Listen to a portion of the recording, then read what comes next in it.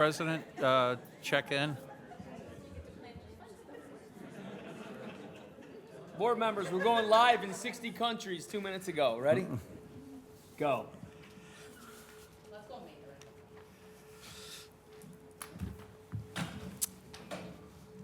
Okay, I'd like to call the regular meeting to order and stand for the flag salute. I pledge allegiance to the flag United States of America and to the republic for which it stands, one nation, under God, indivisible, with liberty and justice for all.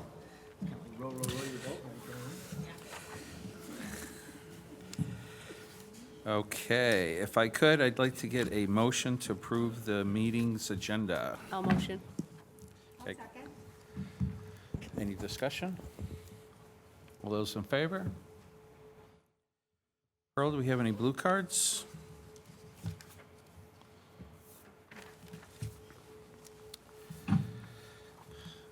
Okay, Natalie, are you here? If you could, go ahead.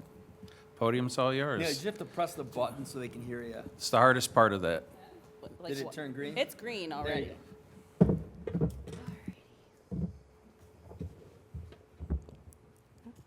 Oh, it's like not attached. Okay. Can you hear me? Yep. All right.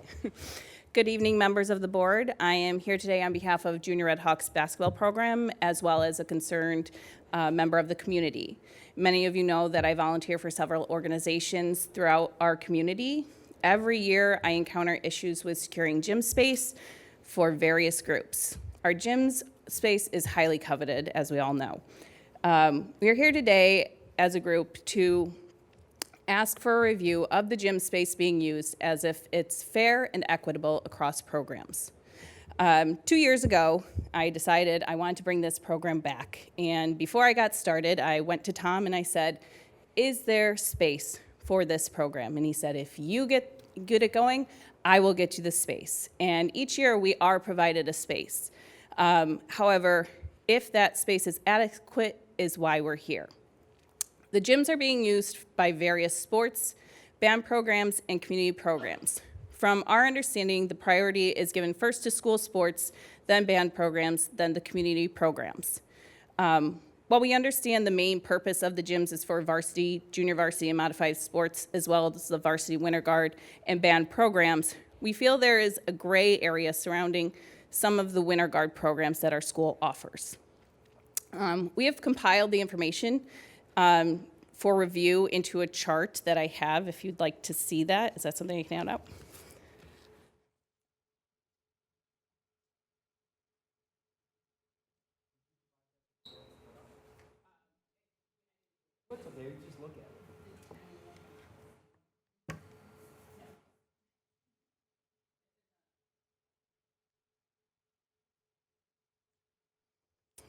So this is a program review of our Junior Red Hawks program and the Winter Guard programs that are offered at the school. Currently, enrollment is for us, for Junior Red Hawks, is grades 1 through 8 for our regular season. And this year, we are happy to say that we have 342 players with us. That is up about 42 players from last year. And for our regular season, we have for grades 3 through 8, there's 218 students. There's 28 teams and 3 skills and drills session. That's for our grades 1 and 2. They just come in on the weekend, on Saturdays, and they do a session of drills and skills and mini games. As you can see, the Winter Guard program has grades 4 through 12 for the regular season, and they have 42 students. Grades 4 through 6 is 13, grades 6 through 8 is 14, and grades 8 through 12 is 15, and they have 3 teams. Just for reference, this is information that I had requested prior to coming tonight. For district programs, there is JV and varsity basketball for grades 8 through 12, and modified grades 7 through 8, and Winter Guard varsity 8 through 12, and JV 6 to 8, junior guard 4 through 6. Something that I find that needs to be pointed out is that all varsity and JV sports are for grades 8 and up. However, here we see that the JV program serves 6th and 7th graders, which is something different from what our junior varsity and varsity programs for every other program through the school has. So it's just something that seems a little off as to what the policies of the district have been. Sixth grade and lower is typically considered a youth program. We're a youth program. We serve up to 8th grade, but in most schools, in most areas, the school does not put on programs for students younger than 7th grade. However, our school and some other schools in the area do provide a program for Winter Guard specifically for youth students under 7th grade. Excuse me. The gyms that are being used is the big question. So we right now occupy CSI, Brewerton, AA Cole, while the Winter Guard uses the middle school and Millard Hawk. Something to note is that our practice times really kind of show the difference, where our grades 1 through 2 get 1.5 hours. Our grades 3 through 4 are 1 day a week, 1 hour practices a week. So they're typically in our gyms for 2 hours a week total. Our 5th through 8th graders have 1 day a week practice and one for an hour and a half and a 1 hour game. That's 2.5 hours for each student for those divisions. So that's a total of 59 hours, or 59.5 hours that we are using the gyms. Now, that's a large number. However, if we're looking at it per student and what they're getting, it's rather low comparatively. The junior guard is in the buildings 3 days a week, 2 weekdays and 1 weekend for 2.5 hours to 5 hours on the weekend. Excuse me. Junior varsity is 3 days a week, 2 weekdays for 3 hours, Saturdays for 5.5 hours, and varsity is 3 days a week for 2 weekdays for 3 hours and Saturdays for 5.5 hours. Totaling hours of 33 hours. Minutes per athlete would be 47. If we look at minutes per athlete for ours, it's 10.4. What we're trying to show here is the equitability or the fairness of these times in the gym. While we occupy a lot of time in our elementary gyms, we don't have any time in our larger gyms for our students. Specifically is for our 7th and 8th graders. We had the luxury of using the high school for a couple weeks for our 7th and 8th graders, and then went down to an elementary building. And the difference is huge. These kids do not have enough space in a small gym to run a normal basketball game. They're not learning the correct way to play basketball in these small gyms. Excuse me. Lastly on the chart is funding. We fund our program. We're a 501c3 nonprofit. We have to charge registration fees. We run our program completely voluntarily, and we have no school funding. The Winter Guard is funded by the district with support by the music boosters, and coaches receive a stipend. Now, that's, again, similar to varsity and JV and modified sports. However, within youth programs, we don't have that luxury that's given to some of the junior varsity and junior guard programs. Sorry, let me collect my thoughts. Another note about our gym space, when we are in these small elementary gyms, there's not enough room for spectators on the side. It's very crowded, especially in some of our younger divisions. Well, that can't be helped at times. There are no bleachers. There's hardly a sideline at all.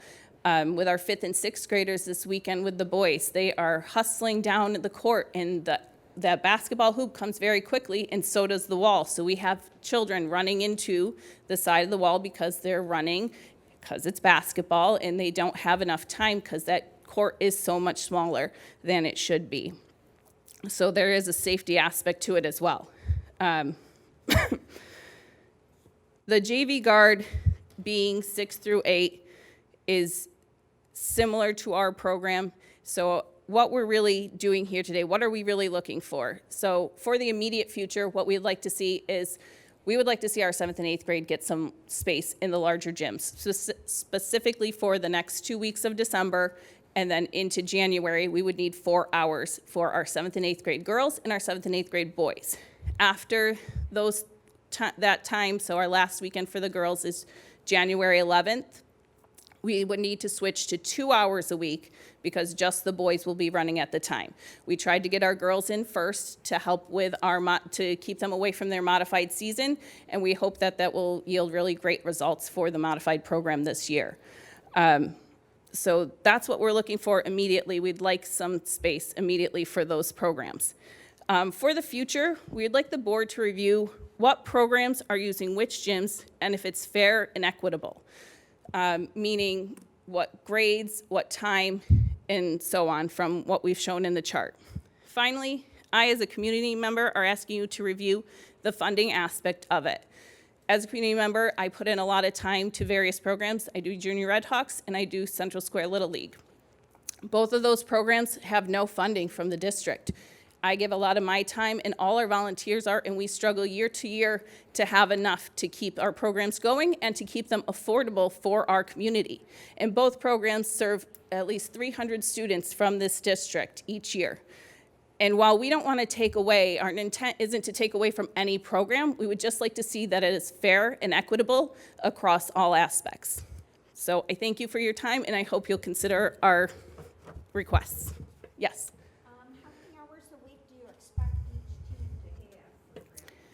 Our practices, the third and fourth graders practice for 1 hour a week. It's really not about our practice time, that I should say that. We are fine being in the elementary gyms for practice. It is just a practice. It is mostly for the games and for them to really get a full aspect of what a game should be and having the adequate space. So it's mostly just the games. Each game is played for 1 hour. A little less than that. The games run 40 minutes, but you know, getting people in and out takes some time. So we ask for an hour per team.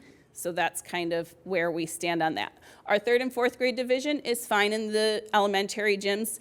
They're smaller, they fit on the court, and it is the adequate space for that division. Fifth and sixth grade would serve much better in a larger gym. In seventh and eighth grade, it's absolutely crucial for them. So Natalie, when you had brought it to my attention, I had put it on the last week Friday memo, and it explained the concerns and the good point that you make, that that's almost 400, almost 350 kids.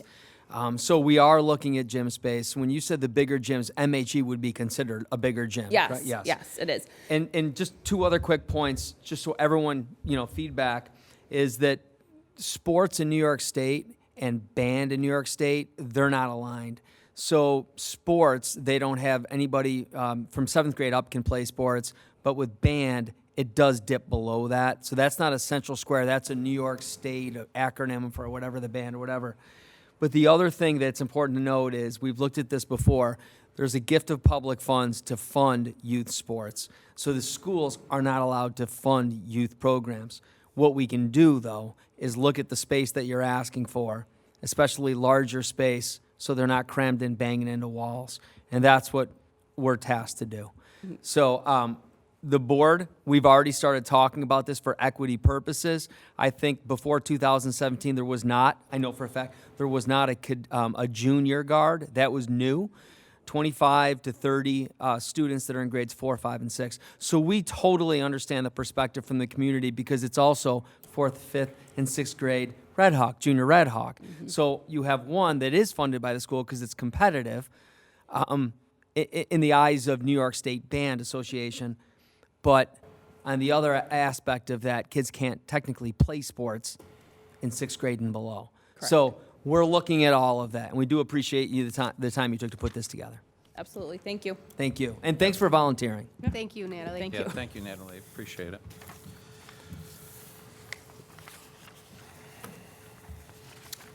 Okay, on to item D. We have special presentation of the board, staff recognition, 20 and 15 years. So we had a lot of staff members that weren't able to come here, so Pearl's gonna put the PowerPoint up, but we're just gonna call the people that are able to be here. Yep, Perfect. we're gonna Yep, we can get up there in a get little. up and line up.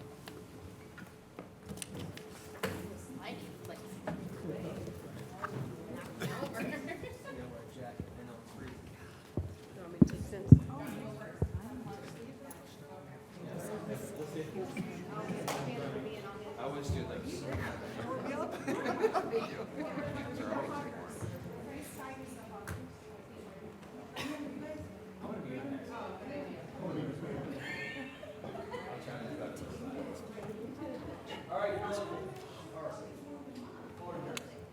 everybody in position? I don't want to call names if it's not feeling right. You good? Okay. All right, so for our recognition tonight, we would like to thank and recognize our staff members who have been with us for 15 and 20 years. We will start with the 15-year people who are in attendance. We have Corey Dershang, who is our librarian at Brewerton. Go through the line.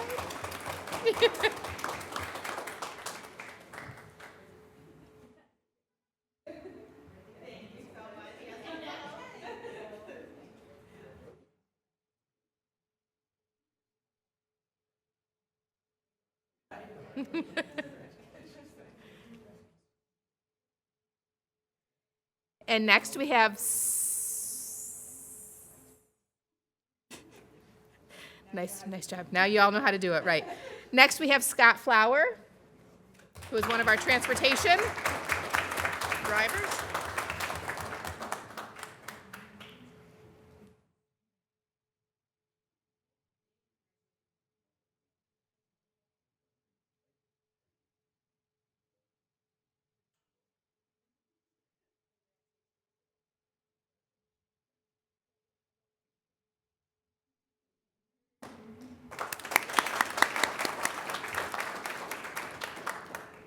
We have a few others, Joanne Last. Is Joanne here? No. Lindsay Haynes and Donald Haberer. Those were the only ones, okay. We also have Steve LaFaso, Esther Shelley, Sarah Wetzig, Sarah Cunningham, Rachel Burns, and Christina Baumgren, whose pictures were up there. For our 20-year staff members who have been with us, Nicole Cesari, teaching assistant at the high school. And delicious salad maker, I should say. They look delicious. Yeah, she also feeds the majority of our She does. They're very healthy.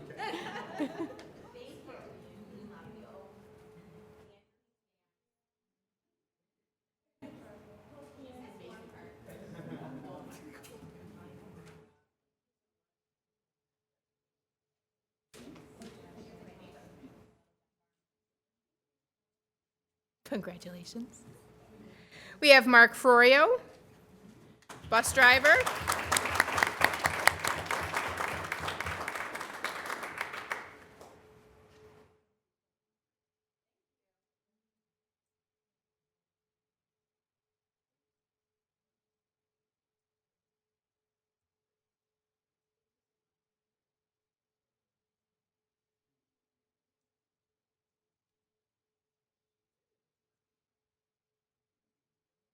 We have Richard Snavlin from Brewerton.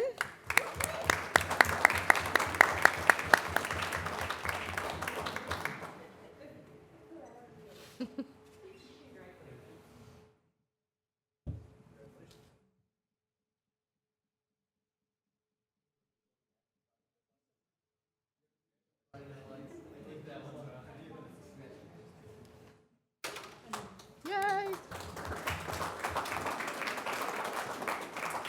And Jenny Trumbull, 20 years.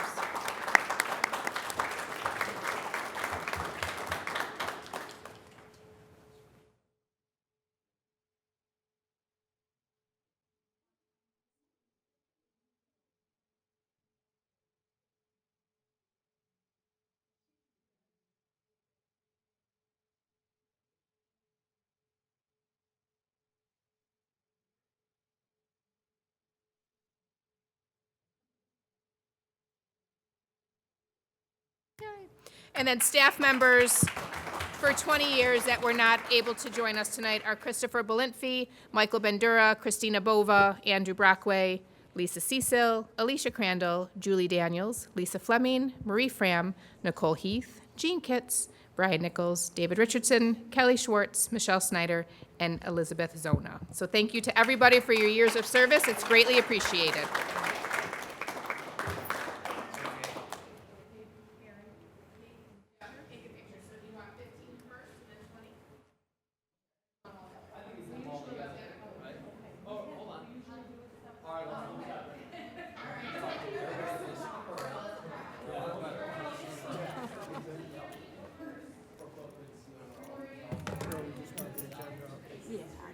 Thank you, Dean.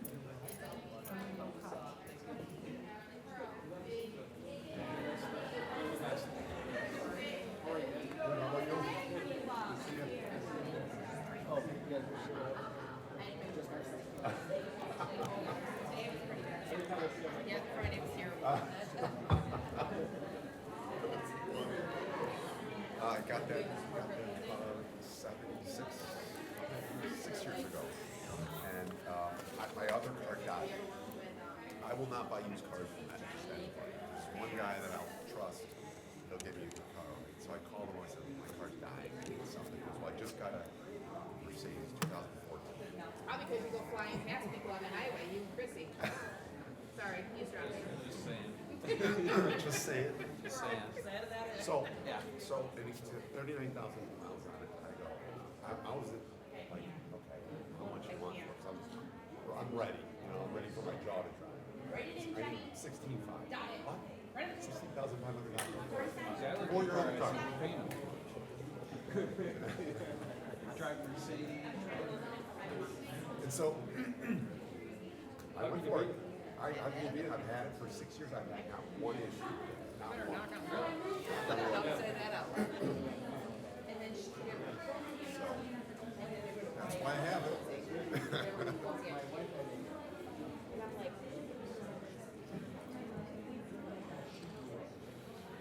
why is he signing your signing salary? It's not your house, they'll go. You say you don't? Where? Yes. Oh, okay. So anyway, Yeah, she's putting it, yes. right? They are, my client is selling it to his own LLC. And then he's, the buyer's buying the LLC. Yeah. See, my dad used to work for a motor. And so I bought all Chevrolet cars, each one of them fit. And I thought that I would never buy another one again.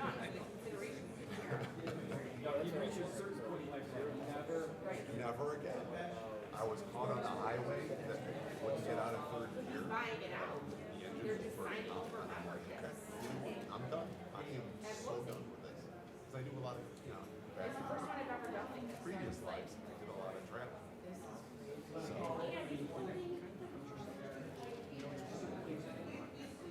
If anybody else wants cake or bring cake home, tons of delicious cake. Bring it home some cake. you gotta feel safe in your space. Yeah. Yeah, things. Yeah. Or the flag, you're paying it somewhere to put it on. Just waiting for the day when this one bites us. I don't know what to do. Yeah, exactly. He doesn't have any used cars right now, so I keep my eyes on it just in case.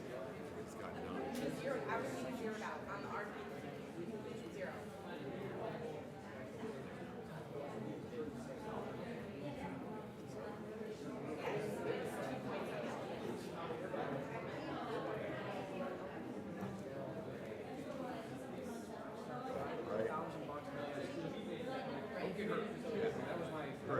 Go get them. Yeah. And I drove it for 2 years and I changed when I wanted to look. I know.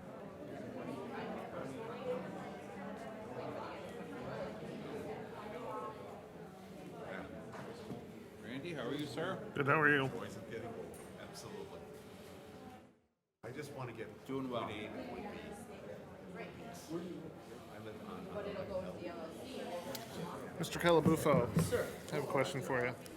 But I used to get I know this is supposed to be in public, but I just have a goofy question when here, junior guard and junior varsity, are they at the same time? Or is that 3 days a week separate? No, they're not at the same time. So See what junior, I'm saying? If they because They can't. Well, no. My question is this. And that's just a question because you're talking junior guard. oh wait a minute, are you asking me junior guard and junior varsity? Yes, they Yes, practice together. That's what I'm saying. Are they Well, practicing so together? they practice.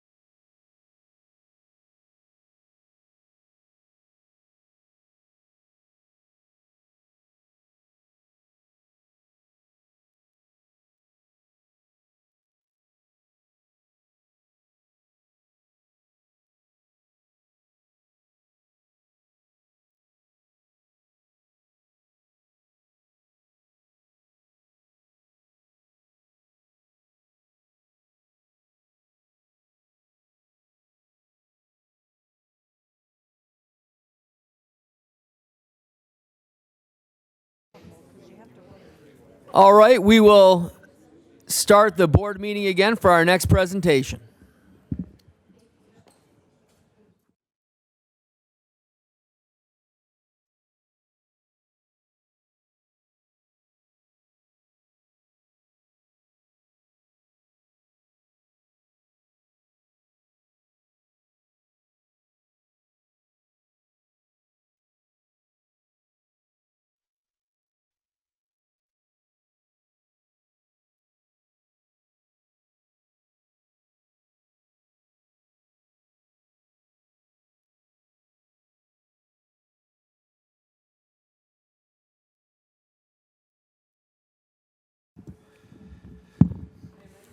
Yeah. We're all pretty excited about this morning. Dean, are we back up? We're back on the drama of going through all these presentations. So 3-year projections or long-range planning. The new board members now have been to your training, and you know that we're supposed to discuss this and do this every year. It's required. So it's basically it's just a model that you put your numbers into to give yourself a basic understanding of what numbers drive and what percentages are moving forward and backwards. The model that I'm using is the state controller's model. It's tweaked a little bit here and there, but it's basically the one that they show.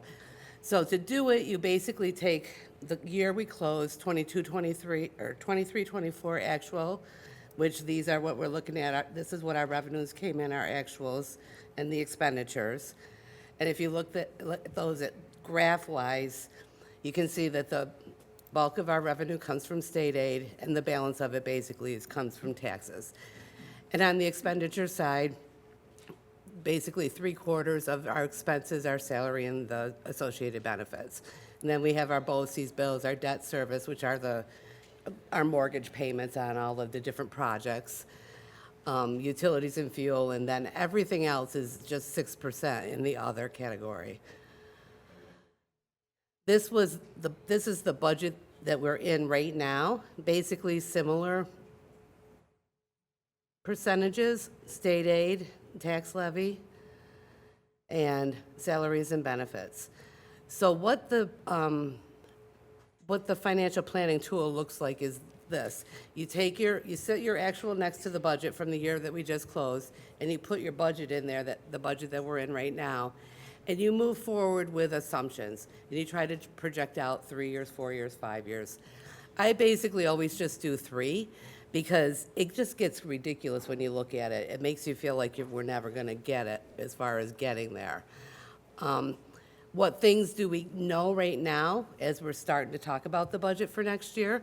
We currently know that the teacher's retirement system, which is a big number for us, is actually going down slightly, but the employer's retirement system, which is also a big number, is going to be going up. Basically, in a school district, everybody is either in the TRS or the ERS system. There's nobody that we hire that is not in one or the other. Oh, and I went too fast. And the other thing that we know right now is the cooperative is projecting about a 5% increase in health insurance, which that's huge. Hoping that sticks. So what you do is you take your revenue categories and your expenditure categories, and you use assumptions on how you're going to project them out for the first, second, and third year. The way I work this, and there's many different ways of doing it, is I leave the expenditures the same in every scenario. We basically we use a 2% tax levy. The difference here as far as the appropriated fund balance, I'm using $3 million, which is what we've been using the last couple of years. But technically, if you're using any of that, obviously you're not going to be able to continue to use that much because we won't have it. So then I'm going down to $1.5 million each year. And the other revenues has been at $2.66 million. The year we're in right now, I could go back to it, is higher because remember we're bringing in those 2 one-shots. One was with health insurance and one was with the long-term debt. So and then we just run these scenarios and change the state aid number. Because that's basically, I'll show you a couple of graphs at the end, but it's the state aid that matters for us, because that's our biggest revenue piece to support what we know are going to happen with the expenditures. We know payroll has been settled out for the next 3 years, give or take, at 4%, which technically means ours is going to go up more than 4%, because there's a lot of other expenditures associated with payroll. You know, you have longevities that come into play, and you have stipends, and there's graduate credit hours, and there's a lot of different things that also go into the package. So 4% is pretty conservative. The ERS, I've left even. TRS, I put 0 in the first year because we know it's potentially going to go down a little bit. Health insurance, I put at 5, 6, and 7. BOCES, just 3% on average. Debt service are the actual numbers, because we know what our debt service numbers are looking like. Utilities and everything else at 3%. What I am going to say is the all other appropriations, the first year, the 3% is of the 23-24 actual number, because that number is higher than our actual expenditure last year is higher than the number we have in our budget this year. So when you take those, you set them up like that, and you put your projections against it. This is with a 3% state aid increase. You can see on the bottom here, they're your normal 5%, 3.7, 3.9. So that's your normal budget increases. And these are the types of negative balances that we would be looking at. If you run it with 5%, it gets better. And you run it with 7%, that kind of gets us in our sweet spot. Remember, we're getting close to a $100 million budget. 1% is $1 million, so we can deal with that. Even 2 and 3%, we can deal with that.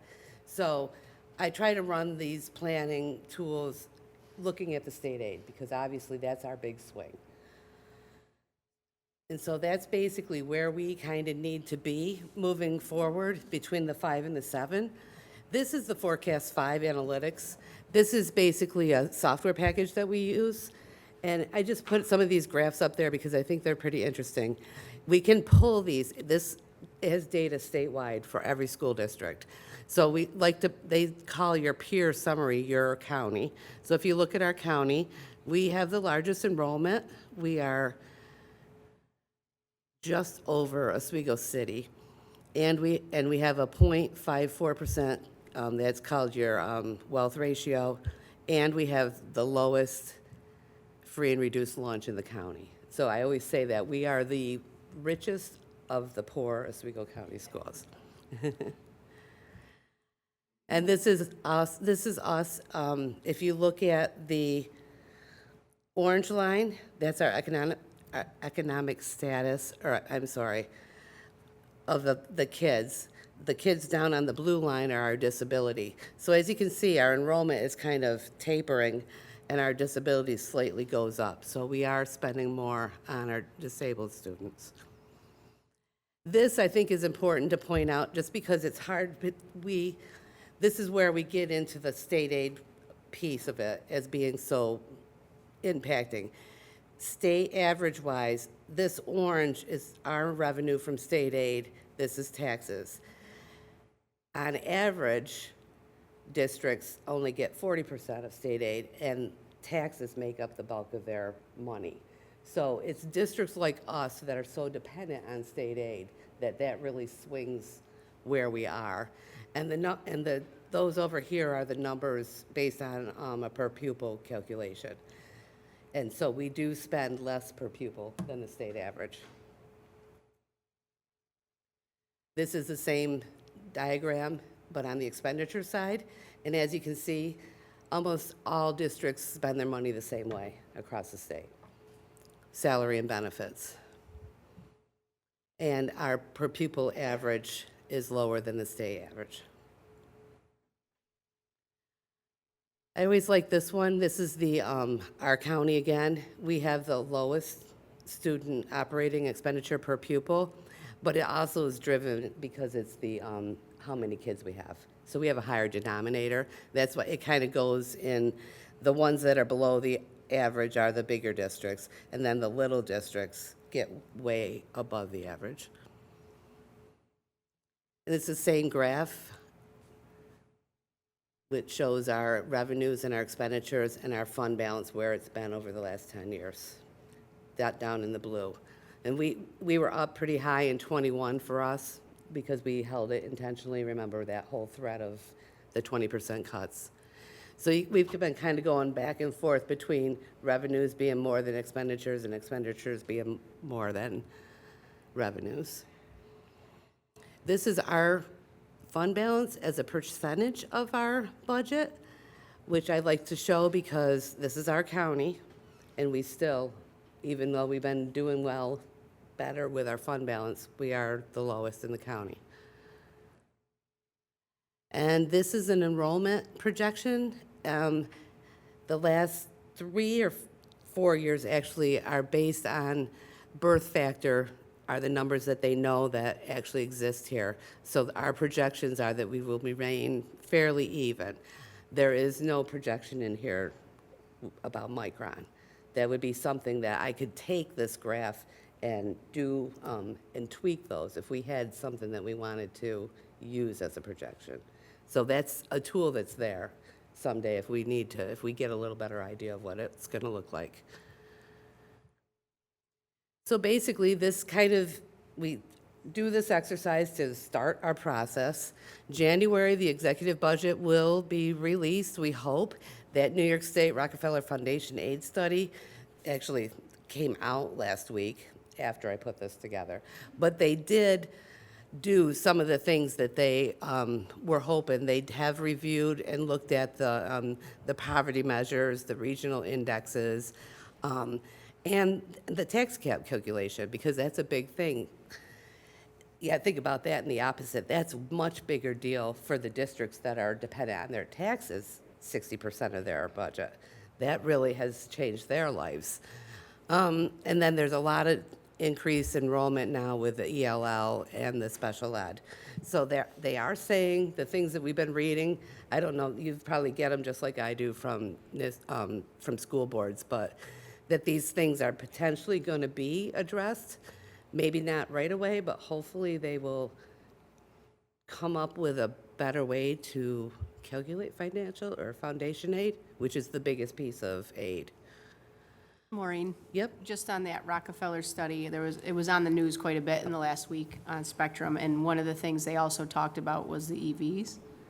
And they talked about how about- unreasonable. Yes. Yes. About So- pulling it out. And then Pulling it there was- out and yeah, doing postponing it and and- doing it separately as a state initiative versus a mandate school, on the schools. right. And then they also, I found it a little comical because the gentleman that was explaining the Rockefeller study and all the results of it was, very candid and was like, there is no way by that time that the companies could produce that many electric buses for all the districts in New York. He's like, it's not even feasible. So, and he said that was all in their summary of, what's Yeah. wrong. It's like, I don't know, 314 pages long or something, but actually, I'm going to go to a webinar, an online one next week, because every organization is now breaking it down and trying to, push for the things that they think will work and don't work, and that type of thing. So we'll see how it rolls out. I was going to add that part when I do my report, but since we're already set the table set for it and Johnny's over there, that is true, but the superintendent units, and I know school boards is pushing, they have to make a change. Because if they don't make a change for that end date of 2035, We're never going to yeah, get there. and that's fine for a smaller district like a West Hill or something like that, but for a district our size, we need to. One pleasant topic that was brought up in that conversation on this special that I was watching, which I just happened upon, because it was Spectrum News, and he did talk about the fact that rural districts, it's just not feasible for the bus routes and all that kind of stuff. So I'm glad that there's at least conversation happening at those levels about let's talk about this in a logical fashion, and let's talk about if this really makes sense or if this is something that should be done kind of throughout the areas that it would be beneficial for and maybe not in others. And I do think they're figuring out too that if people are going to vote it down, they have to have another way that they're going to push this platform out, because it was last Tuesday, right, Onondaga? Yeah, And they were basically saying that there would be no cost to the districts for those 2 buses, and it still went down. With that said, has there been any early projections for our district of what it could potentially look like? If Yeah, we did have to follow it? Yes, we would, right now, the way it stands, only 22 of our runs can even be done with electric buses. Okay. So, I mean, that would take us 3 or 4 years to buy that if we switched to, because, I mean, we get 7 big, 2 little, so that we could meet. And, I mean, at this point, that would be our goal, because that would be the only thing that we would be able to be working towards. Would we anticipate that as a significant impact on our budget? It depends on who you talk to, because they say that you're going to get enough grant money and EPA money to pay for the difference between what we pay now for buses But that and how hasn't been big. awarded. But long-term, know, Long-term, that absolutely, doesn't- when you yeah. have to buy new buses. Like, everyone can give us, 3,500 Chromebooks, and then what happens in 6 years when you got to get new ones, right? So, Or infrastructure, maintenance, training the employees, all of that, batteries, all of that. Yeah. So that's, once we get a good picture of what Hokel's going to do with the aid, the foundation aid, that's when we'll move into February through March. We'll start our budget development, make our decisions on fund balance, tax levy decisions. April 7th meeting, we'll have to adopt the budget, and May vote. We're doing it and what we again. already said was we would put no electric buses on the May referendum. We Yeah, we'll do would one separately at a later think in date. December of next year. That's smart. Yeah, I do too. Because I just don't, I feel like it would possibly take the budget down just, Well, it would certainly taint it, yes. for sure. Yeah. Mhm. Does anybody have any thoughts or questions as we start working towards this process? Thanks, Maureen. Thank you. Yeah, thanks, Maureen. Okay. On to item E. Could I get a motion for item E in its entirety? A motion? I think it was Allison. Allison, second. Any discussion? All those in favor? Okay. Could I get a motion for item F, consent agenda in its entirety? Okay. Any discussion? All those in favor? Okay, on to item G. I see the seat empty. He's sick. He's, He wasn't in school today. wasn't in school today. Board members report. Does anybody have anything that they'd like to talk about before? You're going to talk about sports? Mm-hmm. I want to give somebody opportunity. I thought what we would do, and I'll have Dave start the conversation, is that we got an email earlier talking about 7th grade athletes, students that want to participate in junior and senior things. So I thought I'd let Dave talk about the issues and then go around and see what everybody's feelings were to see whether or not we need to send this back to policy, or because we have a conflict between policy and one of Tom's memo. So I'd like to get that cleared up, get everybody have a chance to voice what they'd like to do, and then take a path of action forward with it. Good, thanks. So some discussion that had happened prior to today's meeting regarding the issues with 7th grade students not being afforded the opportunity to try out and go through the APP process for our junior varsity and varsity athletics.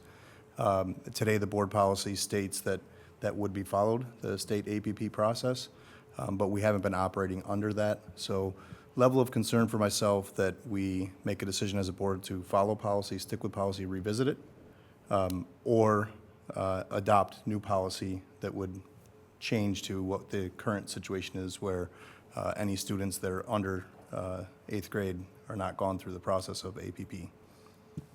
And just to clarify, for sports that are available at modified level, the students in 7th grade are still permitted to go through APP for sports that don't have a modified level available. Is that accurate?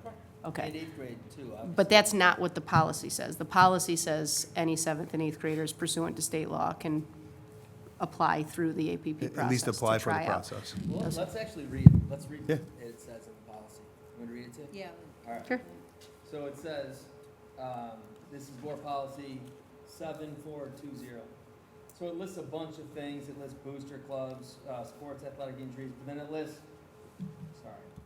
Hello? It lists the part about athletic placement process for interscholastic athletic programs, that's APP. It says the APP is a method for evaluating students who want to participate in sports at higher or lower levels, consistent with their physical and emotional maturity, size, fitness level, and skills. The board approves the use of the APP for students in grades no lower than 7th grade to compete on interscholastic athletic teams organized for senior high school student, and for senior high school students to compete on interscholastic athletic teams organized for students in the 7th and 8th grades. The superintendent will implement procedures for the APP and will direct the athletic director to maintain records of students who have successfully completed the APP. So, many districts, including ours, revisited that, and we did it on May 22nd of 2023, and that's when an email went to any of the board members that were here on May 22nd, 2023. And it talks about the rationale. It says Central Square Athletic Department would like to update and explain the athletic placement process, APP, moving forward. It says beginning in fall of 2023, 7th grade students that participate in a contact sport where there is an option, as Christy says, where is there an option for modified participation or sports that pose inherent safety risk will not be allowed to test up to the high school level using the APP process. 8th grade students will be allowed to complete the APP process, and if successful, try out for both JV and varsity teams. And then it just gets into the rationale about maturity levels and whatnot. So what Christy's question was, if you have rifle, it says rifle, golf, tennis, etc. So anywhere that does, I believe cheerleading as well, because we don't have modified cheerleading. So if there is a modified team, then they would not, the 7th graders would not be able to do that. And at that point, the only question that had come out was from one of the board members to the athletic directors. I remember that meeting. I said, if you have any questions, contact me or the athletic directly. And one of the board members wanted to just make sure that if we have a sport, let's say like rifle, that didn't have a modified, they'd be able to do that if they successfully passed the APP, and the answer was yes. So, to your point, I had the conversation with Steve. If the board wants to revise this, and the board feels that even though there are numerous emotional issues, not only that we have faced, but other districts with 7th grade, then we'll absolutely, we'll operate at the will of the board. But I wanted people to hear that specific part about the APP. Can you describe, just for people that aren't aware, what that APP test All entails? right, so yeah, I can do it because I coach several varsity sports. So it's different per sport, right? So none of it really makes sense. So for hockey, you have to do a standing jump, right? So it's got to be more than 5 feet, something like that. You have to run 1.5 miles in under a set time. You have to do the physical the requirements differ per sport. Mm-hmm. Right. But the tests are the same. It's just what the times, weights, things like that are different. They're different per sport. Okay. Yeah, they're different. So I don't know how they come up with that. Like for hockey, I played hockey my whole life. You don't do a standing jump, right?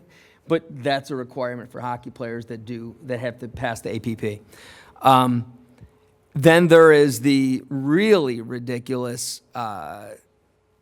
I'd like to give you the name so I don't have to describe Tanner? it. But say it again. Tanner Square. Yes, and that it has to do with pubic hair. So if you go through puberty early, even though mentally you're not ready, you can still pass it. There's a amount of pubic hair that, because I've seen the scale and the circle one that allows for it. What they don't really have, and in fairness to board members that have brought this up, it really is subjective, right? Because, we've had it, other districts have had it. When Jamie Grimshaw came to me with this, it was because we were struggling with situations of 7th graders playing up and inevitably being on teams with kids that were significantly old. You could have 12, you could have another one was 18, and the things that they were going through. So that's why we stood by that. It made sense. I was part of those meetings with the angry parents of a very young child about things that they were exposed to. Now, I know that some districts, because they're so small, they can't have this policy. But I've spent a lot of time over the past, since 2023 talking about this, because we didn't just jump into this. Right. And there are districts that really struggled with emotional aspects of kids that weren't ready at that level. And then the thought process was, if they're good enough to play varsity as an 8th grader, that still gives them 5 years. But again, we operate at the will of the board. If the board felt that they were willing, and the other part of it too, it lends itself to what some people perceive as bullying. When you have a 10th or 11th grader that's cut, and then you have a 6th or 7th grader that makes the varsity team, that could be on that team, it's difficult, right? Because we want to be able to have opportunities for kids to be able to play and compete. But I do see the other side. I'm sure if Brianna Stewart's parents were here, they'd say, look, she's a phenom. I don't know if Brianna... But that doesn't happen that often. No, but my point is, I want to be able to show both sides. Right. That there are some kids that are already playing in travel leagues with kids that are significantly older. I do know that happens. But it does it opens itself up then to the emotional part of things that we in this district had to deal with, because they take hotel trips together. We had it, girls basketball, to Avon, New York. And there have been issues that we regularly have when we had kids that were 12 rooming with kids that were 18. So what we didn't do in 2023 when this went to the board was, to David's point, we did not incorporate that into board policy 7420. So I do think it behooves us to see if the voting majority of the board is interested in putting that actually in. So then if this was on our website, it wasn't this letter, but it said it, but then when we had to update our website and it never went on. I didn't realize that. Jamie Grimshaw didn't realize that. We scoured looking for it because we knew where it was when it was the old website. So we definitely could see how that would be confusing to people. I also think we should probably identify what the term manager is, because a manager used to be someone that just kept stats, filled water bottles. They weren't actually practicing with the team. And they shouldn't be. So I do see the value of kids that want to be able to be statisticians, and lots of districts have that.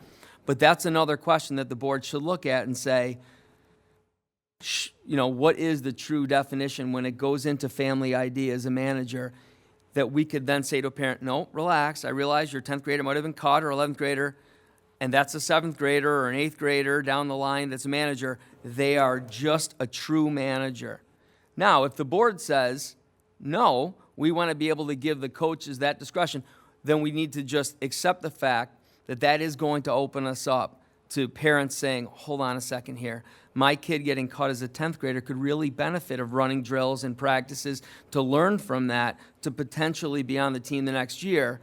Should it really go to somebody that's significantly younger, that some parents will say that they are getting extra time with the coaches, learning drills, that gives them an unfair advantage? Yep.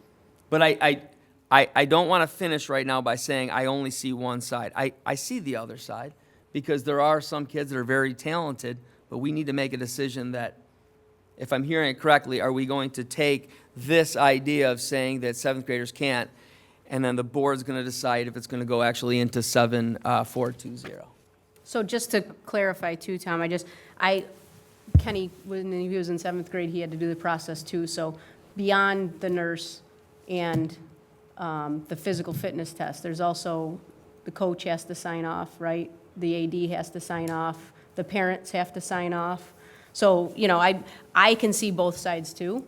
I understand the maturity aspect of it in terms of, even if they have enough pubic hair, that doesn't necessarily mean their maturity level is, but could see it the other way too, just because they don't have enough pubic hair. I mean, that's been talked about with respect to those changes that were suggested that got tabled with respect to. But in terms of the maturity, it kind of weighs against that if we're saying, 4th, 5th, and 6th graders or 6th and 7th graders, are mature enough to be with the seniors for band programs or for the varsity programs that don't have modified programs, but then we're going to say the same, at the same time say that that same age group can't possibly be mature enough mentally just because they play basketball. I don't know any 4th or 5th or 6th grade that are on the band with varsity. They No, don't travel with them. not traveling with them. But my other point was, it's a difficult position to put a coach in because I had to do that, right? So when the coach has to sign off on it, I had to do it for Casanova hockey. And the parents call you regularly. You know my kid's maturing. That's a really difficult decision that coaches then have to make, and that becomes ultimately extremely subjective. And it's happened to me at FM with football and baseball, where then they want to threaten lawsuits to say, how dare you? You're risking opportunities for my kid to get scholarships. How can you say that my 7th grade kid isn't good enough for JV, maturity-wise, but then that kid is? I'm just simply saying putting that on a coach is in an athletic director is a very difficult thing to do. So I think for Understood. me, like if we're gonna go around the room, I've seen it where kids who physically, absolutely, they were ready.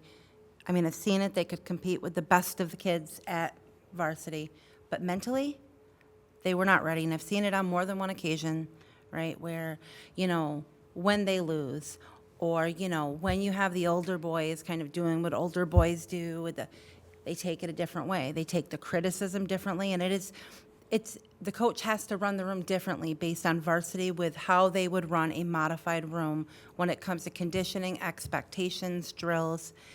And those children, in every single situation I've witnessed, in every single sport, mentally are not ready. They have the meltdowns. But then let's also clear the monkey in the room.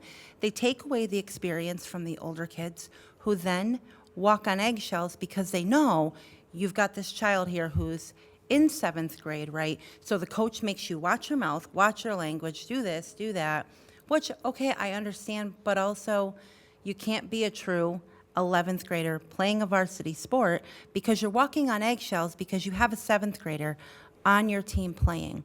It's unfair. These kids have done their time. They've waited. Now it's their age to play. They also should not take a spot on the team from a kid who participates in sports and therefore is now getting good grades, right? That's what sports are about. It's really not here to be a popularity contest. We do these sports because the buy-in from children in return is they want to come to school. It improves their attendance.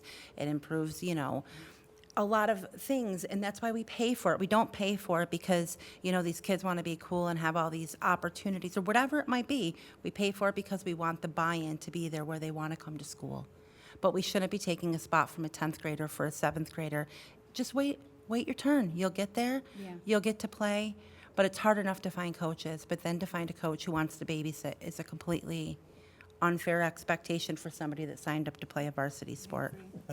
I'd like to touch on a couple of things. So a little bit different perspective related to it.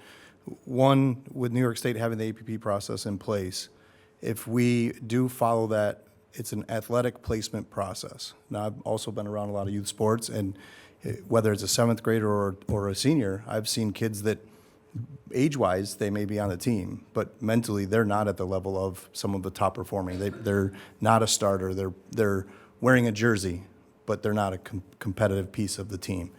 The APP process is put in place to say that they can evaluate a student athlete, and my perspective of it would be a scholar athlete this is your one-off. This is not the kid that we're going to move them up so that they'll get better and be part of the team to become a contributing factor. It does spell out that athlete has to meet all of the requirements. So they're evaluated through administration. Parents have to want them. Coach has to want them. Part of the coach wanting them, the coaches should know roughly what their team's going to look like. They have to meet the requirements physically trying out, which means they have to be better than anybody else that gets cut to physically make the team be part of a team. And lastly, it does state in the APP that they would be a starting contributor to the team with at least 51% of the time. That's a leader on a team. The chances of a student actually completing all of those steps and being a true APP student in 7th grade is rare, if ever, if we actually follow it. And I think that where we're lacking here is the people that do have to evaluate those students, they need to know exactly what the process is and what's expected. And it goes all the way up to your office to say, this student, absolutely, we've evaluated all the coaches that have ever coached them. Parents are on board. They know what this kid's getting into. And that is the student that the next year is going to take that person's spot, if they're that good of an athlete. Requirements for scholar, meeting all of the academics of the team. There's so many things that have to be in place to actually complete this step if it's done properly.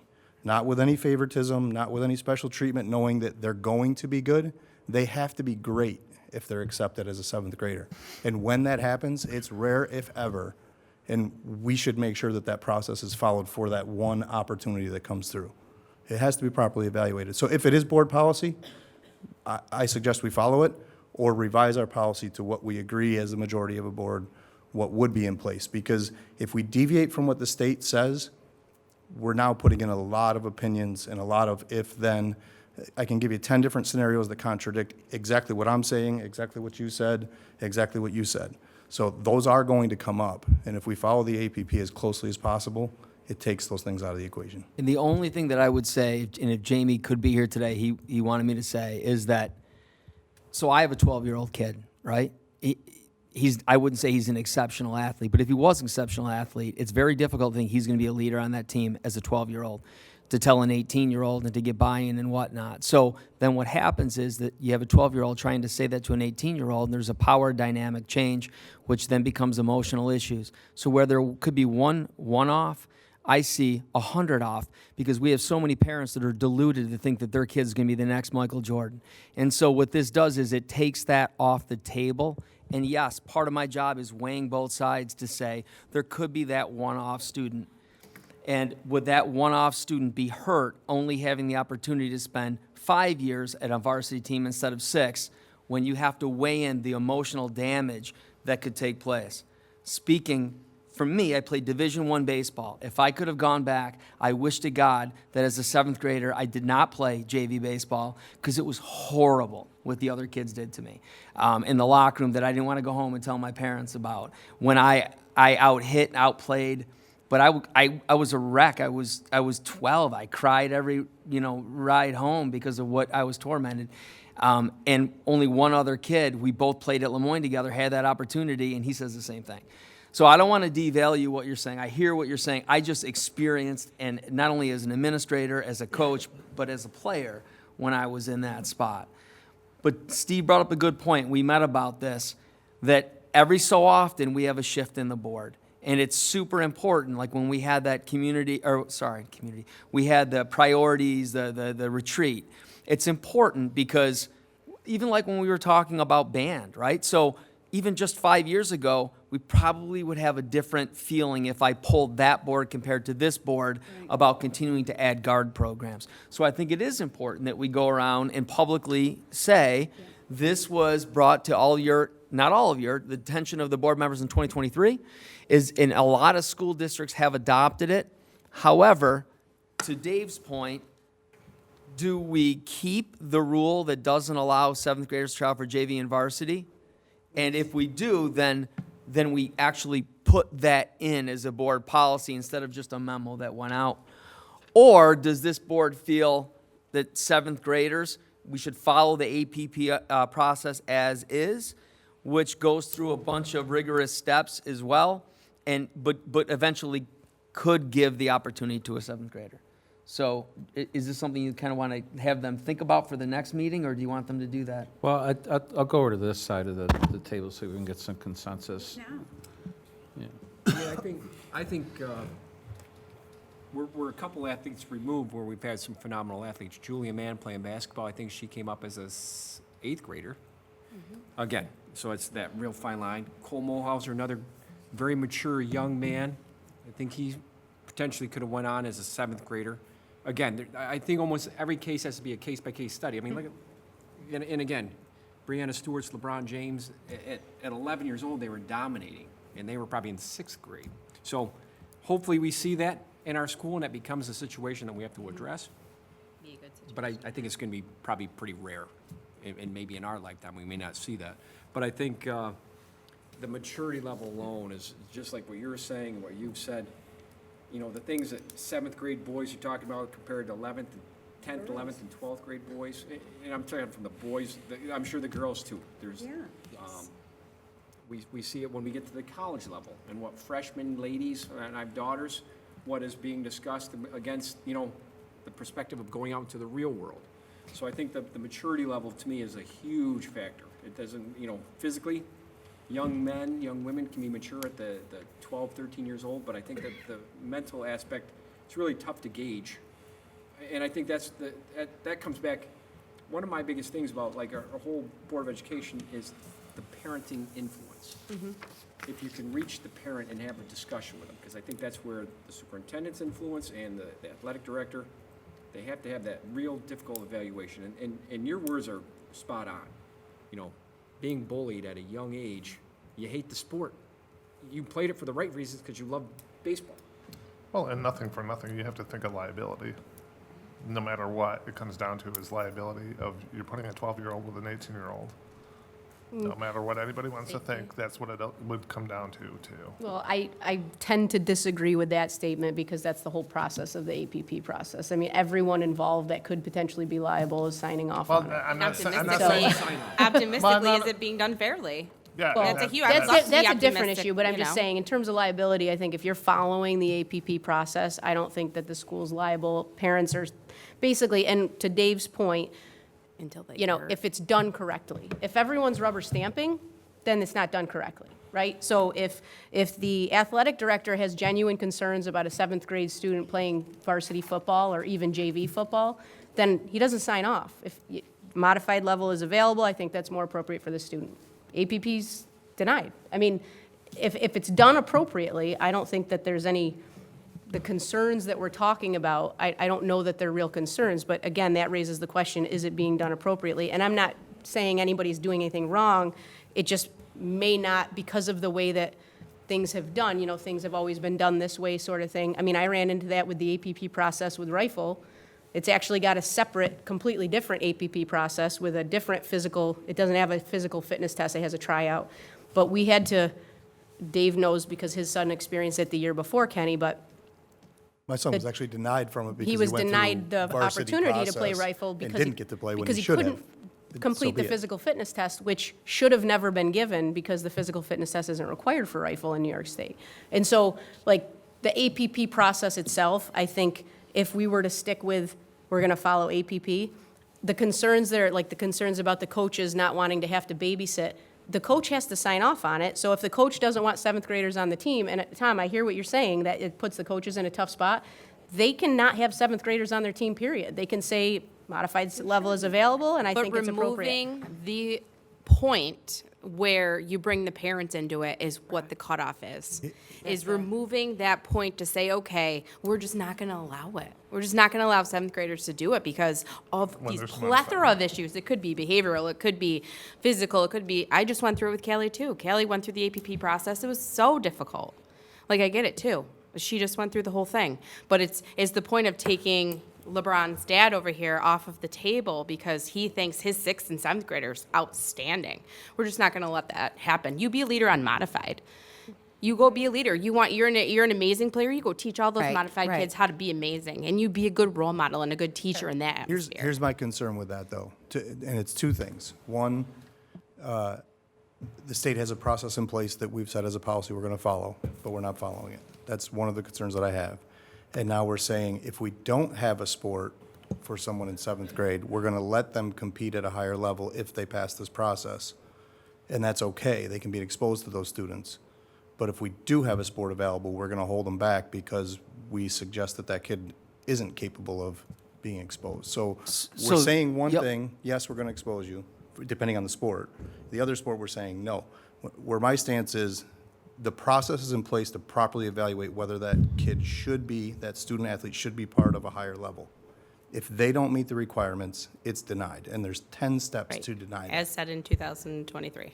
Right. So when we look at It when we says look so at now. this, It was a mess. that was a compromise when we didn't have sports like rifle or whatnot to be able to do that. However, I think what a lot of us are talking about is in defense of the parent and the student. My job and the board members' jobs are supposed to be what's in defense of the district. So I know of situations specifically where parents threaten lawsuits because they would say to a coach, hold on, this is garbage. You approved that one 7th grader to be on varsity, but you didn't sign off on my kid. These kids have gone to summer camps together. You're making an unfair situation, which gets litigious, which then includes lawsuits, because some parents are so hung up that how dare you let that one 7th grader, but you didn't sign off.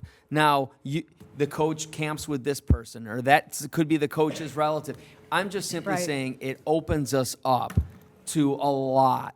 And at what, just to not let a kid play varsity for 6 years and just 5, I just think that when Jamie came to me with this, I talked to other superintendents, I saw why they wanted to do it, and it made sense to me because of the emotional things that we had to deal with 7th grade, and it happened at the female sports, mostly. But it was a big deal, and in looking at that, it was not a hard sell for Jamie when he came to me, because I sat through those parent meetings about why were the kids exposed to this. They were at a team dinner, and this is what the girls were talking about. Pretty explicit stuff. And then, to me, it seemed like the right thing to do. But again, with that being said, And it's the will of the board. Are we good A to hundred- vote I really tonight struggle with then, that or- because is the 12th grade golfer going to be nicer to the 7th grade golfer than the 12th grade basketball player to the 7th grade basketball player? Like, all Well, of that and I think- aside, the policy is right. what it is, and if we follow it, it eliminates those issues. But They another. were not following it. Another concern that I have about the way that the conversation's going is it's only talking about the 7th grader for varsity sports. And the policy as it sits, I don't know that that's really what the majority of these situations would be. It would more likely be 7th graders that are interested in playing JV. Correct. Than it would be for varsity. So we keep using terms like 12-year-old and Well, 18-year-old, and I They just. they practice together though. So let's not forget. so So the that's the girls problem. basketball, Right. they travel to Avon together. They stay in Right. hotels together. It's mixed. I dealt with those issues, but at the end of the day, it's the will of the board. If the board wants to, the voting majority wants to remove this and go to the APP, we'll support it. I know why this is put in place. I know that there are a couple of managers now on that team that are older that got cut from the team, so they are benefiting. I think in the long run, it's not going to hurt anybody. But again, that's why at the beginning of the year, I said the board makes policy. We support board policy. But is it not possible to have it not be 7th grade for varsity? Like you're saying, I don't think it is because they practice together. Like they're together all the time, They JV are, and like varsity. it's- And so what we could do, I feel that we've always been compliant. When we talked to Bethany originally when we had the policy of APP, and it was as long as it was shared with the board, which we did, as long as we shared it with all of the parents, which it's not on the website right now. It should be on the website. But originally, we said, here's the deal, and it was said to all of the parents. So this recent situation wasn't about that. It was about the whole changing of the term manager on what the typical manager is supposed to be. That was out of line. So, but I still just think the vote on board, it? we Yeah. should, at Just some vote point, on doesn't it. have to be tonight, but discuss, think about that for the next maybe January board meeting, about the role of manager, and should it be whatever, except they can't play a game. Should they be able to practice? Should they do all those drills? Should the coach be able to say, yep, I'm going to have that 6th grade kid, 7th grade kid? Even well, though I don't think anyone's talking about 6th grade. 6th grade keeps getting thrown in, and I know that in this situation that came up recently became an issue. I mean, from my perspective, I don't think anyone that's, in 6th grade that can't participate, for me, that is a liability issue, because New York State says they can't participate, so I don't think that they You're saying just certainly, 7th grade. certainly they shouldn't be practicing. If it's a statistician or someone filling water bottles or a soccer ball boy on the sidelines, I don't know that that's an issue, but if it's practicing with the team and stuff like that, then I think there's a serious liability risk for having a 6th grader. As far as manager, it is an issue because if we're going to take the stance of a maturity issue, we do not want an even younger person to be part of that program. But we don't have a policy that states that. And to Tom's point, as a board, we have to discuss that as far as the manager piece of it. And I just wanted to clarify that what I'm bringing up has nothing to do with, it brought this to light as Right. far as the girls' basketball situation. My concern was stepping back and just noting that our board policy doesn't align with how we're operating. Right. And that's what I want to make sure we sort out as a board.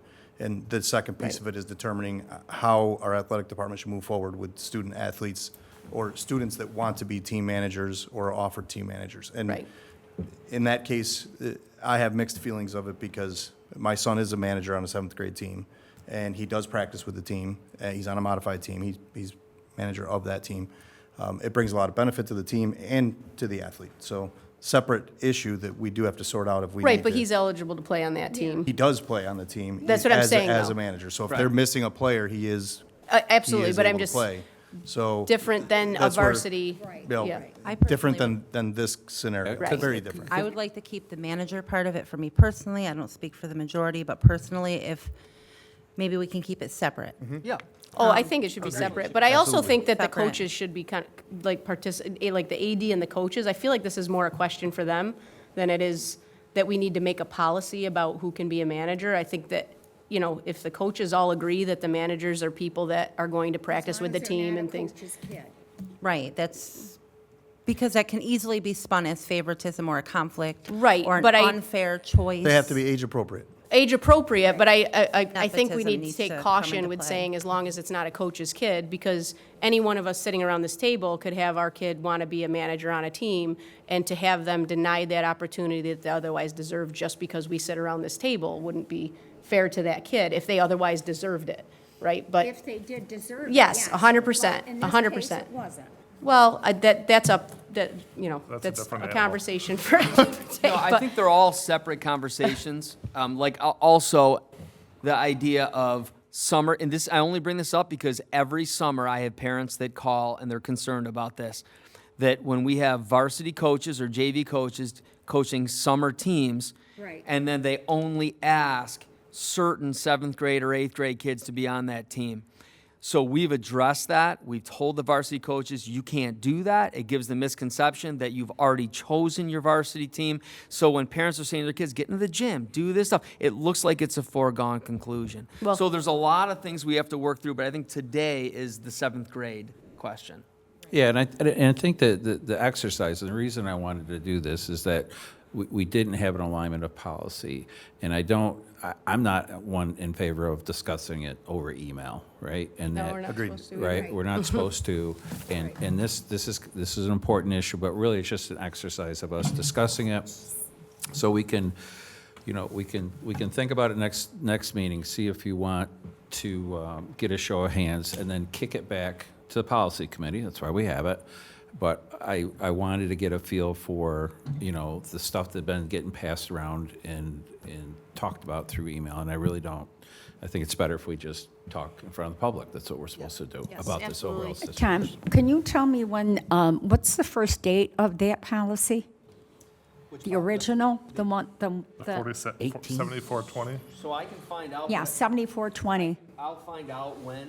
Can you pull that up, Aaron, to see when 7420 came into effect? I know that APP has Because been in Randy effect and I were on for the board 25 back years. when this was redone because of the same issues everybody's talking about. Well, and back So then, this is I an know- ongoing This was- issue. This that Jamie brought to me was in May of 2023. Yeah.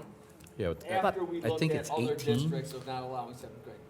That's the last time it was updated, I think. Yes. I don't know, we'll Oh, see. it's- That's it what- did We're say relying it was on- updated in updated. 2024, I but also, it doesn't reflect on Tom, is it possible also to, I don't know, canvass other districts to see what they define as a manager?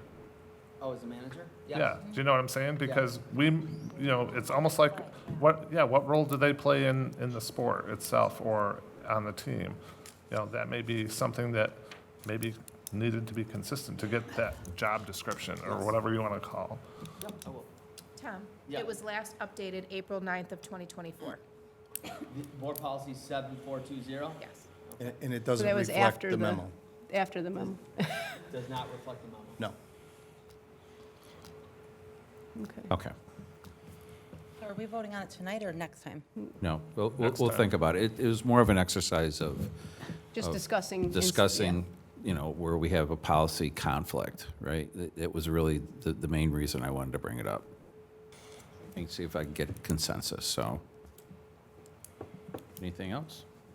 Aaron, does there have, what's the original, does it have an original date on there? Yep. Adopted December 1st, 2008. Yeah. Then it was revised again in 2012, Yep. 15, 17, There you 20, 22, and then the final one of 24. 24. And again, I would like to know, I wasn't aware of the original, but when it says the superintendent will implement procedures for the APP and will direct the athletic director to maintain records of students who assisted, what does that mean? Does that mean that I just did and said no 7th graders are doing it? I don't need the board to do that? Is that what that means? I kind of read it that way, but to me, but, let's- vague, though. right, we should clean I it agree. up.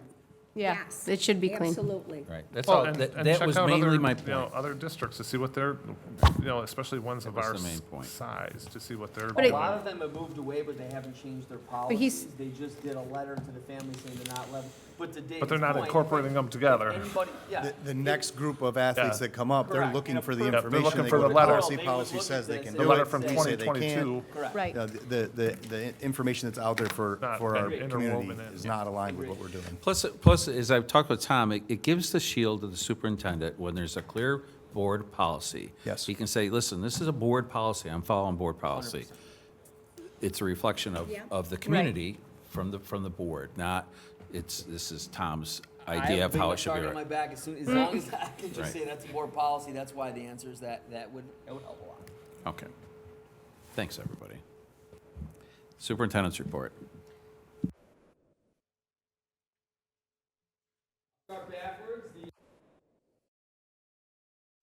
Polar plunge was amazing. The district raised over $11,000 and won the largest, or the district that raised the largest amount of money.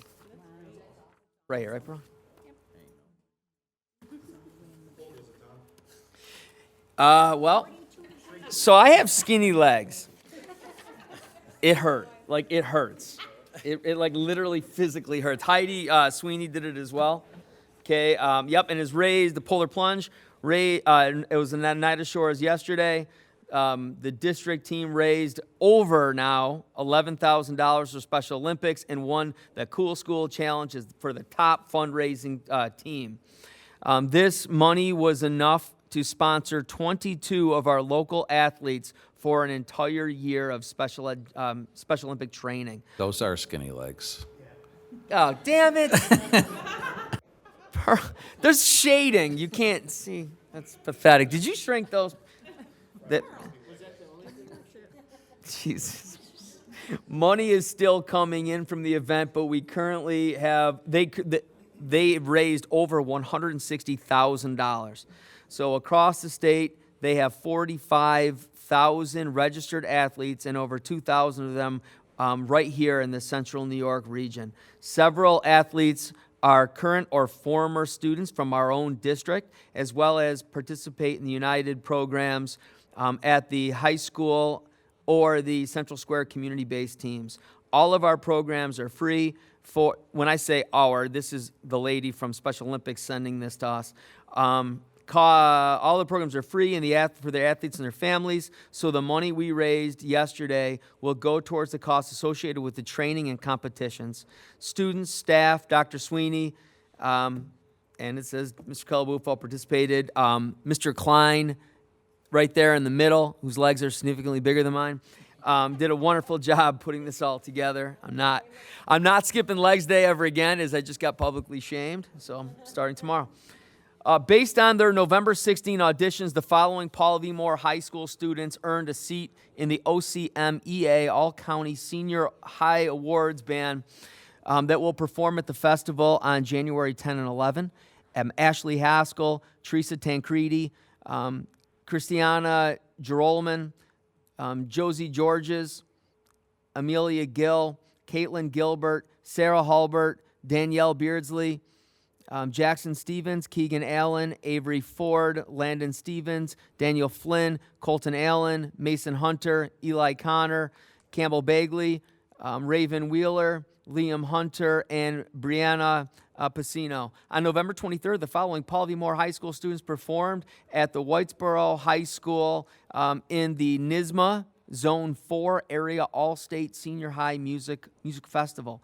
Abigail Sundit, Madigan Murphy, Grace Myers, Madison Helvey, Sydney Saunders, Andrew Landis, Logan Reynolds, Eli Connor, Josie Georges, Teresa Tancredi, Ashley Haskell, Amelia Gill, Sarah Hulbert, Caitlin Gilbert, Brianna Pacino, Raven Wheeler, and Campbell Bagley. Congratulations to the following students who have been notified that they have earned a performance seat in the 2025 NYSBDA Senior High Honors Band. Campbell Bagley, and Josie Georges. The Baltimore High School Wind Ensemble will be traveling to Oswego High School to work with the world-renowned composer, arranger, and clinician Randall Standridge. Mr. Standridge will be the guest conductor for this year's OCMEA All-County Senior High Honors Band. One other thing that I wanted to add on here, Millard Hawk had shared some good news as well. November at MHE was a month filled with gratitude and growth. Our school honored Veterans Day by welcoming local veterans from the Central Square VFW post. It's wonderful that they were able to share the history and significance of the day and our school family. Hearing firsthand from veterans about their experiences and the importance of the holiday likely left a lasting impact on the students and staff alike. Veterans Day is such an important occasion to reflect on the sacrifices made by those who have served in the military. And having veterans present to share their stories helps students gain a deeper understanding of the significance of the day. It also created an opportunity to show the gratitude for their service. Many of our school community participated in the Star Tribute, allowing students, staff, and family personally recognize and remember the loved ones for the military service. Goes on, again, it talks about a lot of the people that were involved. You had all of this sent to you. I was actually at the Veterans Day celebration that was at Brewerton. It was phenomenal. They did a wonderful job. I also want to just mention one other key thing, pretty cool, put this on everyone's radar. We had an opportunity to bring we brought Katrina Vant, who is our technology teacher. We brought myself, Kristen Enright, and actually Dave Tackman. And it was pretty cool because Dave and I have been talking a lot about drones. He uses them at work. Some of the things I can't talk about publicly for proprietary reasons. But it was pretty cool to be able to actually have someone that could see the benefit, because ESM has a CTE program, and what we would like to do more of in our district is to have in-house CTE programs so students don't have to make that very difficult decision to give up half their day going to BOCES. Not a knock on BOCES. We send 185 kids. They do wonderful things, but it gives the students the opportunity that might be, taking some SUPA courses and whatnot that have a different kind of pathway, but also would like to be able to take some CTE programs. To graduate from the drone and aeronautical program, you get your drone license, which is very marketable in a number of different industries. And we talked to some students there at ESM that actually were presenting that he showed us his drone license, and he's been contacted by real estate companies, whatnot, to be able to make extra money on the side. But also, one of the students, he's got all the coursework that he needed to be able to get his pilot's license. And I think it was the next 2 days later, I got to check with Don to see, he was going up in a plane by himself. So it's pretty remarkable. And to be able to have 16, he's 16, because that's the age cut, he's 16. The amazing thing with this is that we're starting to look at partnerships with the airlines, because they are so hurting for pilots. So we want to be able to say, hey, is grant money, because they had some pretty state-of-the-art equipment that it looked like kids were in a cockpit. And so that was pretty remarkable to be able to see, and to be able to start with a couple of courses, but then be able to matriculate into an actual CTE program that students can graduate. I talked to a parent today during one of my superintendent hearings that she was amazed that kids can actually graduate from Central Square with an associate degree, CCC or OCC. So the more we can build on that, where you're not making the kids make that decision to go the BOCES route, that we can actually look at programs like that in-house, is a pretty remarkable thing. So all in all, it was a very effective visit. Thus concludes my superintendent report. Okay. On to item H. Could I get a motion for item H in its entirety? Got Allison, can I get a second? Lori, any discussion? All those in favor? Thank you. And on to item I. Can I get a motion for adjournment? Lori and Dave, any discussion? All those in favor? Have a nice Christmas holiday season.